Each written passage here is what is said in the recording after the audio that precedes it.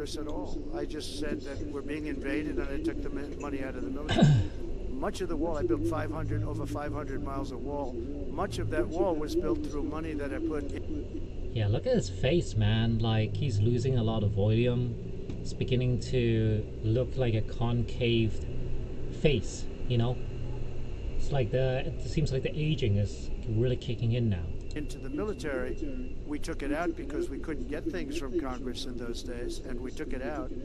And that wall was built largely with money coming from the military. So, very simple. I went to the military, I said, our country is being invaded by very similar, nothing like what's invading our country now. They weren't releasing prisons into our country, and they weren't releasing mental institutions in, but some bad dudes were coming in, right?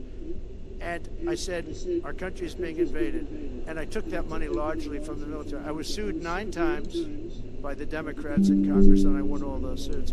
And we ended up building 571 miles of wall. Once that wall was built, they start going around it. So we're going to add another 200. That would have been up in 3 weeks. And then we had a very unfortunate election result.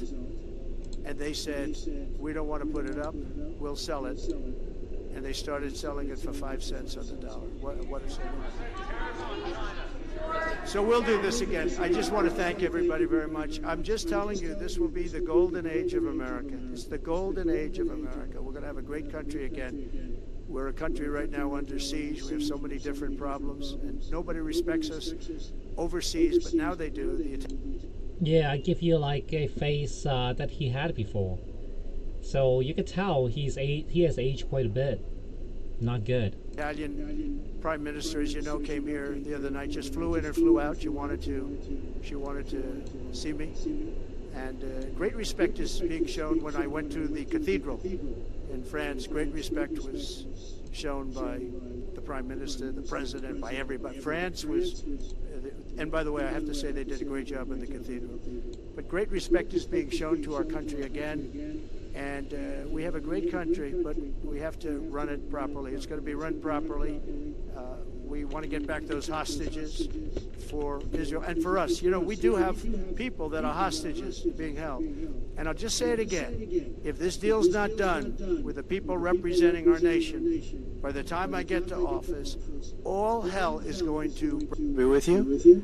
Many things are happening that are exciting, very exciting for our country. And we're honored to welcome one of the most respected business leaders in the Middle East, indeed the world. He's a founder and chairman of Damac Properties, Hussein Sajwani, a very respected gentleman. And I'm thrilled to announce today that Damac will be investing at least $20 billion over a very short period of time into the United States, and they may go double or even somewhat more than double that amount of money. It's a great thing, and I believe he will say that he's doing it because of the fact that he was very inspired by the election. They wouldn't do it without that election, I can tell you. A lot of people wouldn't. Yeah, just look at like this is 2010, and this is when he was the 45th president. And here's him now. Just look at his face, man. Like, do you think he belongs in the office? Up to you, man. You know. You saw last week where we have somebody who's going to go from 100 to 200 billion dollars, and we have many other people, and we'll be bringing some of them out. Some of them like to do it. That's the biggest somewhat problem. More quietly, and some don't. Is that whether you should continue to trust him? Because he might be pretty brilliant like 60% of the time, but 40% of the time maybe he's like completely just bonkers, you know? I don't know if you want to kind of deal with that or not. And they feel so strongly about the country that they want to let people know about it.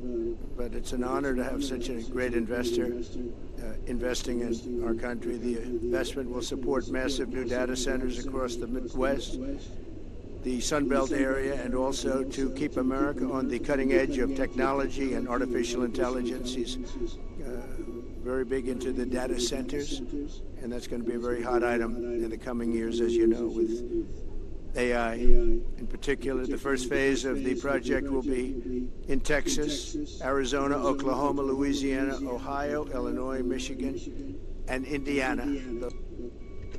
Yeah, I mean, it's just like a lot of BS, man. I mean, I have had enough. So, I mean, at the end of the day, is it like this gonna be the verge of a new war? I don't know, man. He's too hard to tell, man. But you could tell 2010 he looks like this. 2018, this is how he looked like.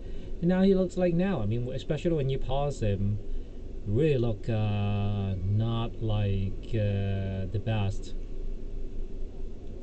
So that's why, I mean, we're having so much volatility. I think it's the market, it's the people that have analyzed it, and this is people are getting scared of a guy that's beginning to lose it as well.